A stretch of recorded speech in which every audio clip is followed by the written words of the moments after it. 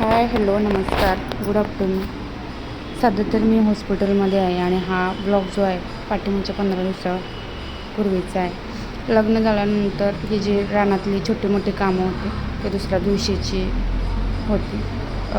लग्नामुळं कार्यक्रम पण सुरू होतं, पण रानात जे शेततळ्याचं काम होतं ते लास्ट टप्प्यावर आलं होतं आणि शेततळ्याला सुरुंग वगैरे लावून आम्ही मोठा केला होता.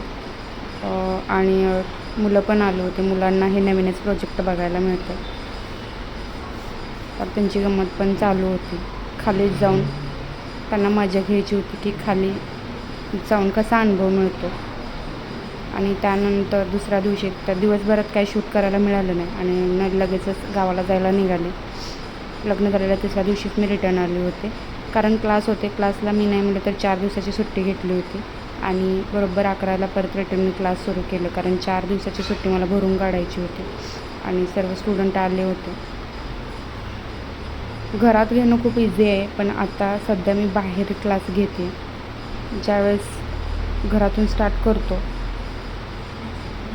त्यावेळेस खरंच खूप अडचण येतात. ह्या गोष्टींना मी फेस केलं आणि मला वाटतं त्याच दिवशी आमच्या अपार्टमेंटमध्ये खूप मोठं भांडण झालं.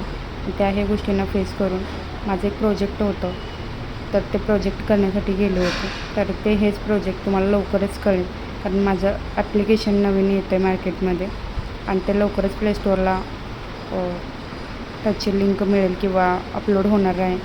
तर हे अशा प्रकारचं माझं ऑनलाईन क्लासेससाठीचं ॲप्लिकेशन मी royal rich Priyanka coaching classes upload करते. तर तुम्हाला हा ब्लॉग कसा वाटतो आणि लवकर नेक्स्ट ब्लॉग पण येणार आहेत, कारण मी आता हॉस्पिटलमधूनच बोलते. तेवढाच वेळ होता म्हणून लगेच व्हिडिओ रेकॉर्डिंग करून टाकावं म्हटलं. तर प्लीज सपोर्ट करा आणि चॅनल सबस्क्राईब केलं नसेल तर चॅनल सबस्क्राईब प्लीज. कमेंटही टाका तुम्हाला कसे वाटत आहेत व्हिडिओ, आवडत आहेत का, माझी भाषा आवडते का, माझे कामं आवडतात का. तर नक्कीच ह्या गोष्टींना तुमचा सपोर्ट असेल. नाही आवडलं तरीही कमेंट चालतील, कारण मी त्यात गोष्टींमध्ये बदल करेन. तर अशा पद्धतीने माझा पूर्ण दिवस गेला तो आणि तकरीबन 6:30 वाजले असते. मी ऑलचेन कॉलेजमध्ये होते.